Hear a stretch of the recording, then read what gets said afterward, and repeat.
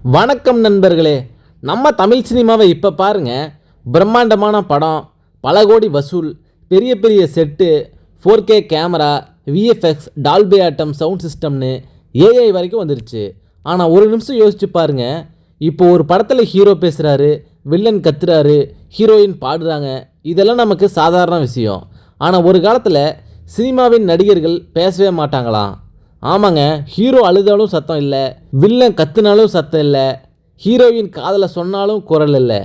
திரையில எல்லாரும் வாயை திறந்து பேசிகிட்டு இருப்பாங்க. ஆனால் நமக்கு எதுவுமே கேட்காது. பின்னாடி இசை மட்டும் ஓடிட்டே இருக்கும். அந்த மௌனமான சினிமா காலத்திலிருந்து நடிகர்களின் குரல் முதல் முறையாக திரையில் கேட்க ஆரம்பித்தது எப்படி? அந்த முதல் பேசும் படம் எப்படி உருவாச்சு? எவ்வளவு கஷ்டப்பட்டு எடுத்தாங்க? தமிழ் சினிமாவோட முதல் பேசும் படமான காளிதாஸ் உருவான சுவாரஸ்யமான கதை, இது எல்லாம் பற்றி இந்த வீடியோவில் பார்க்க போகிறோம். அதுக்கு முன்னாடி நம்ம சேனலுக்கு ஃபஸ்ட் டைம் வந்தீங்கன்னா நம்ம சேனலை சப்ஸ்கிரைப் பண்ணி பெல் ஐக்கனை ப்ரெஸ் பண்ணி வச்சுக்கோங்க. அப்போ தான் நான் போடுற வீடியோ உங்களுக்கு உடனடியாக வந்து சேரும். வாங்க இப்போ வீடியோக்குள்ளே போகலாம்.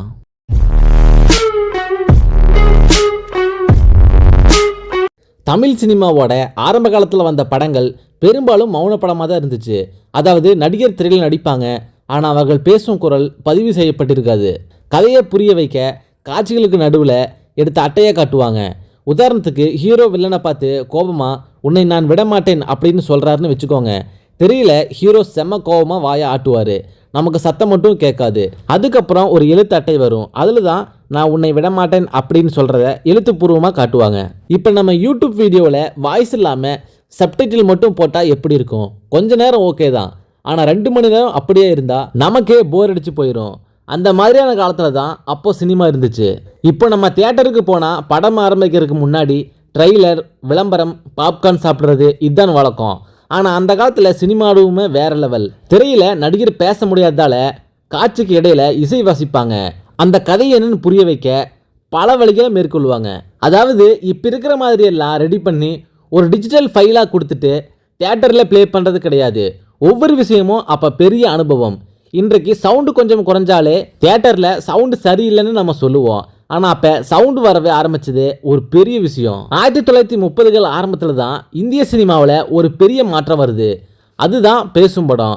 அதாவது நடிகர்கள் பேசுவது, பாடுவது, வசனம் சொல்வது, இதையெல்லாம் படத்தோடு சேர்ந்து பதிவு செய்யப்படுறாங்க. இது நமக்கு இன்னைக்கு சாதாரணமாக இருக்கலாம், ஆனால் அந்த காலத்து மக்களுக்கு இது உண்மையிலேயே புதுமையான விஷயம். 1936 வருஷம் இந்தியாவில் முதல் முழுநீள பேசும் திரைப்படமாக ஆலாம் ஆறாம் படம் வெளியாச்சு.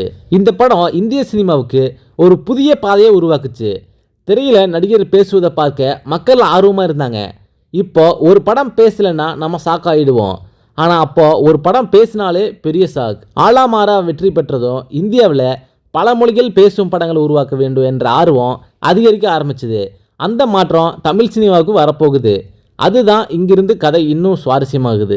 இந்திய சினிமாவில் பேசும் படங்கள் வர ஆரம்பித்ததும் தென்னிந்தியாவிலும் அந்த புதிய தொழில்நுட்பத்தை பயன்படுத்த வேண்டும் என்ற எண்ணம் உருவாச்சு. இந்த முயற்சியில் முக்கியமானவர்கள் ஒருத்தர் தான் இயக்குனர் HM ரெட்டி.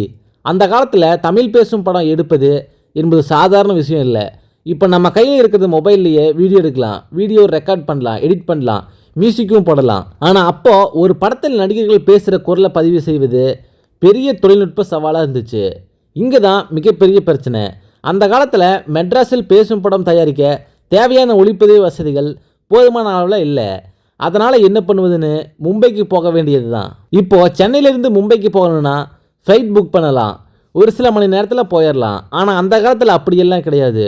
படக்குழுவினருக்கு நீண்ட பயணத்தை மேற்கொண்டு மும்பைக்கு செல்ல வேண்டியிருந்துச்சு.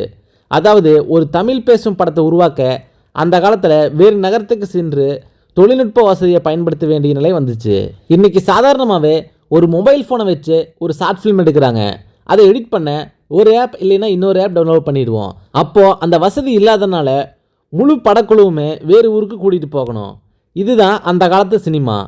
அந்த காலத்தில் மும்பை இந்திய சினிமாவோட முக்கிய மையங்களில் ஒன்றாக வளர்ந்து வந்துச்சு. அங்கிருந்து தொழில்நுட்ப வசதிகளை பயன்படுத்தி இந்த புதிய முயற்சியை மேற்கொண்டாங்க. பேசும் படம் எடுக்க தேவையான ஸ்டுடியோ வசதியெல்லாம் அப்போ இல்லை. ஸ்டுடியோ நேரம் மிகவும் முக்கியம். அப்போல்லாம் ஷூட்டிங் எடுக்கவே நேரம் கிடைப்பதே ஒரு சவாலான விஷயம். இன்றைக்கி ஒரு பெரிய ஹீரோ ஷூட்டிங் நடந்தால் 1 வருஷம் 2 வருஷம், சில நேரம் அதுக்கும் மேலே. ஆனால் அந்த காலத்தில் இந்த வசதிகளும் கட்டுப்பாடுகளும் நினச்சி பாருங்கள். ஒவ்வொரு நாளும் கிடைக்கும் நேரத்தை சரியாக பயன்படுத்த வேண்டும் என்ற சூழ்நிலை உருவாச்சு. இன்றைக்கி ஒரு படத்தோட ஒரு பாடல் காட்சி எடுக்கவே பல நாட்கள் எடுத்துக்கொள்வாங்க. ஆனால் அப்போ பேசும் படம் என்ற புதிய முயற்சியை மிக குறைந்த வசதியில் செய்து முடித்தாங்க. இது உண்மையிலேயே அந்த கால படக்குழுவினருக்கு இது பெரிய சாதனை தான். இப்போ தான் கதையோட செம சுவாரஸ்யமான பகுதிக்கு வரோம். காளிதாஸ் தமிழ் சினிமாவோட முதல் பேசும் படம் என்று சொல்லப்படுது. ஆனால் இதில் ஒரு வித்தியாசமான விஷயம் இருக்குது. இந்த படம் முழுக்க முழுக்க தமிழ் மொழியில் மட்டுமே எடுத்த படம் இல்லை. இதில் பல மொழி இருக்குது. கதாநாயகி டிபி ராஜலட்சுமி தமிழில் பேசுவாங்களாம். கதாநாயகன் பிஜி வெங்கடேசன் சில இடங்களில் தெலுங்குலையும் பேசுவாங்களாம். அதுக்கப்புறம் படத்தில் நடித்தவங்க மொழி பிரச்சனை காரணமாக அவங்களுக்கு என்னென்ன லாங்குவேஜ் வருதோ அந்தந்த லாங்குவேஜில் பேசுவாங்களாம். இப்போ யோசிச்சு பாருங்கள், ஒருத்தர் தமிழில் கேள்வி கேட்பாங்க, இன்னொருத்தர் தெலுங்கில் பதில் சொல்லுவாங்க, இன்னொருத்தர் வேறு மொழியில் பேசுவாங்க. இப்போ இப்படிலாம் படம் வந்தால் நம்ம என்ன சொல்லுவோம்? யாரா டப்பிங் பண்ணுது அப்படின்னு நம்மளே கேட்போம். ஆனால் அந்த காலத்தில் இது ஒரு குறையாக மட்டும் பார்க்க முடியாது. ஏன்னா பேசும் சினிமா தொழில்நுட்பம் புதுசு. பல மொழி சேர்ந்த கலைஞர்கள் ஒன்றாக பணியாற்றிய காலம் அது. அதனால் காளிதாஸ் ஆரம்பகால இந்திய சினிமாவோட அந்த கலவையான சூழ்நிலையை காட்டும் ஒரு முக்கியமான திரைப்படமாக இருந்துச்சு. இன்றைக்கி ஒரு படத்தில் லிப்சிங் கொஞ்சம் சரியில்லைனாவே ரசிகர்கள் உடனே கண்டுபிடிச்சிருவாங்க. டப்பிங் மேட்ச் ஆகலை, வாய்ஸ் வேறு மாதிரி இருக்குது அப்படின்னு சோசியல் மீடியா முழுக்க பேச ஆரம்பிச்சிருவாங்க. ஆனால் 1930 வருஷத்தில் நினச்சி பாருங்கள், அப்போ ஒரு சவுண்ட் டெக்னாலஜி என்பதே புதுசு தான்.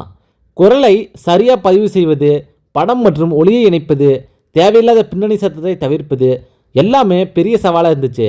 இன்றைக்கி நம்ம மொபைலில் வாய்ஸ் ரெக்கார்ட் பண்ணும்போது கூட வெளியில் பைக் போனால் ஐயோ மறுபடியும் ரெக்கார்ட் பண்ணணும் அப்படின்னு சொல்லுவோம். ஆனால் அப்போ முழு படத்துக்கான சவுண்டை ரெக்கார்ட் பண்ணணும். அதனால் ஆரம்பத்தில் பேசும் படங்கள் ஒளியோட தரம், பதிவு செய்யும் முறை போன்ற விஷயங்கள் இன்றைய தரத்தை எதிர்பார்க்க முடியாது. ஆனால் அந்த ஆரம்ப முயற்சி தான் பின்னால் அந்த ஆரம்ப காலத்தில் பேசும் அடித்தளமாக அமைஞ்சது. பாடல்களும் மிகப்பெரிய முக்கியத்துவமாக இருந்துச்சு. காளிதாஸ் படத்திலும் பல பாடல்கள் இடம்பெற்றதா வரலாற்றில் சொல்கிறாங்க. இப்போ ஒரு படத்தில் 5 அல்லது 6 பாடல்கள் இருந்தாலே படம் எப்போ ஆரம்பிக்கும் என்று சிலர் கேட்பாங்க. ஆனால் அப்போ இசையும் பாடலும் சினிமாவோட முக்கிய அம்சமாக இருந்துச்சு. அப்போ இருக்கிற நடிகர்களுக்கு நிறைய பேருக்கு இசை மற்றும் நாடகத்தோட அனுபவம் நிறையா இருந்துச்சு. அதனால் பேசும் படங்கள் வந்ததும் பாடல்களுக்கு முக்கியத்துவம் கிடைச்சிது. ஒருவேளை காளிதாஸ் படத்தை இப்போ எடுத்திருந்தா ஹீரோ என்ட்ரிக்கு ஒரு சாங்கு, ஹீரோயினுக்கு ஒரு song, love song, sad song, ஃபைட்டுக்கு முன்னாடி ஒரு சாங்கு, கிளைமேக்ஸில் ஒரு சாங்குன்னு இப்படி ஒரு பிளேலிஸ்ட்டே தயாரிச்சிருப்பாங்க. காளிதாஸ் படத்தோட கதை புராணம் மற்றும் வரலாற்று கதையோட சார்ந்து இருக்கிற மாதிரி அந்த படம் எடுக்கப்பட்டிருக்கிறதா சொல்லியிருக்காங்க. இந்த படத்தோட பாடல்லையும் சமூக மற்றும் தேசிய உணர்வுகள் தாக்கத்தை இடம்பெற்றிருக்கிறதா சொல்லியிருக்காங்க. ஏன்னா அந்த காலகட்டம் இந்திய சுதந்திர போராட்டம் தீவிரமாக இருந்த காலம். மகாத்மா காந்தியின் கருத்து, கதராடை, சுதேசி உணர்வு போன்றவை மக்களிடையே பரப்புறதுக்கு இந்த சினிமாவை பயன்படுத்துறதா சொல்லியிருக்காங்க. ஆனால் இந்த மாதிரி உணர்வு படத்தில் இருக்கிறது நமக்கு வேணால் ஆச்சரியமாக இருக்கலாம். ஆனால் அந்த காலகட்டத்தில் இது வெறும் சாதாரண விஷயம். இப்போ ஒரு படத்தில் மெசேஜ் சொன்னால் மெசேஜ் அதிகமாக இருக்குன்னு சிலர் சொல்லுவாங்க. ஆனால் அப்போ சினிமா என்பது வெறும் பொழுதுபோக்கு மட்டும் இல்லை, புதிய கருத்துக்களை மக்களிடம் கொண்டு செல்லக்கூடிய ஒரு ஊடகமாகவும் சினிமா இருந்திருக்கு. 1930 வருஷம் தீபாவளி காலத்தில் இந்த காளிதாஸ் படம் வெளியாகுது. அந்த காலத்தில் பேசும் படம் என்பது மக்களுக்கு மிகப்பெரிய புதுமையாக இருந்துச்சு.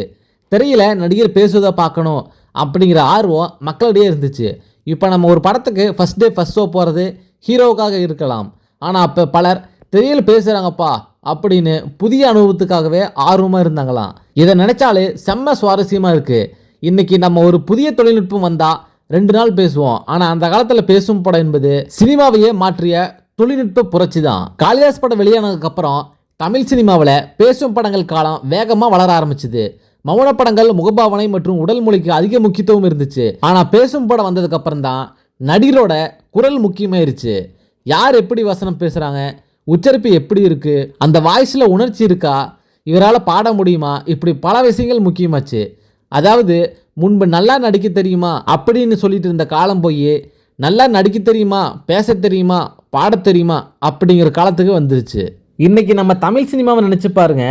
சிவாஜி கணேசனோட கம்பீரமான வசனமும், கலைஞர் கருணாநிதி எழுதிய சக்தி வாய்ந்த உரையாடலும், ரஜினிகாந்தோட ஸ்டைலும், கமலஹாசனோட வித்தியாசமான வசன உச்சரிப்பும், விஜயோட பஞ்ச் டைலாக்கும், அஜித்தோட மாஸ் வசனமும்.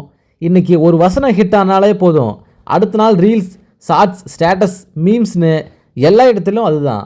ஆனால் இந்த வசன கலாச்சாரம், குரலுக்கு கிடைத்த முக்கியத்துவம் இதெல்லாம் வளர ஆரம்பிச்சது பேசும் சினிமா வந்ததுக்கப்புறம் தான். ஒரு காலத்தில் திரையில் ஒரு மனிதர் பேசுவதே அதிசயம். இன்றைக்கி ஒரு நடிகரின் ஒரு வசனம் கோடிக்கணக்கான வியூஸ் போகுது. இதுதான் தமிழ் சினிமா கடந்து வந்த பாதை. இப்போ தமிழ் சினிமா எப்படியெல்லாம் மாற்றம் அடைஞ்சிருக்குதுன்னு பார்க்கலாம். 1936 வருஷம் பேசும் படம் வந்தது. அது புதுமையாக இருந்துச்சு. அதுக்கப்புறம் பிளாக் அண்ட் ஒயிட் படம் வந்துச்சு. அதுக்கப்புறம் கலர் சினிமாவும் வந்துச்சு. அதுக்கப்புறம் மிகப்பெரிய ஸ்க்ரீன் வந்துச்சு. அப்புறம் stereo sound, digital cinema, CG, VFX, IMAX, Dolby ஆட்டப்ஸ்னு இன்னைக்கு ஏஐ வரைக்கும் வந்துருச்சு. ஒரு காலத்தில் திரையில் குரல் எப்படி வரும் என்று ஆச்சரியப்பட்டோம். இன்னைக்கு இந்த குரல் நிஜமா ஏஐயா அப்படின்னு சந்தேகப்படுற அளவுக்கு வந்துட்டோம். இன்னைக்கு நம்ம சாதாரணமாக பார்க்கும் ஒரு விஷயம், அதாவது நடிகர்கள் திரையில் பேசுவது ஒரு காலத்தில் மிகப்பெரிய தொழில்நுட்ப அதிசயமாக இருந்துச்சு. பல சவால்கள், குறைவான வசதி, புதிய தொழில்நுட்பம், பல மொழிகளை சேர்ந்த கலைஞர், ஒளிப்பதிவில் சிக்கல், இவை எல்லாத்தையும் கடந்து உருவான ஆரம்ப பேசும் படங்களில் முக்கியமான இடத்தை பிடிச்சது இந்த காளிதாஸ் படம். தமிழ் சினிமாவோட வரலாற்றில் ஒரு புதிய அத்தியாயத்தை தொடங்கி வச்ச படம்னே சொல்லலாம். இன்னைக்கு ஏஐ, விஎஃப்எக்ஸ், மோஷன் கேப்சர் அப்படின்னு சினிமா எவ்வளவு வளர்ந்தாலும் ஒரு காலத்தில் திரையில் நடிகரோட குரல் கேட்க அந்த முதல் தலைமுறையின் ஆச்சரியத்தை நம்மளால் மறக்க முடியாது. மௌனமாக இருந்த திரைக்கு குரல் கிடைச்சது. அந்த குரலில் இருந்து வசனங்கள் பிறந்தது. வசனங்களில் இருந்து பஞ்ச் டைலாக்கும் வந்தது. இன்னைக்கு அந்த பஞ்ச் டைலாக் சோசியல் மீடியா வரைக்கும் வந்து நிற்கிது. இதுதான் தமிழ் சினிமாவோட அசத்தலான பயணம். ஓகே நண்பர்களே, இந்த வீடியோ இதோட முடிஞ்சுது. இந்த வீடியோ உங்களுக்கு பிடிச்சிருந்தா மறக்காமல் ஒரு லைக் பண்ணுங்கள்.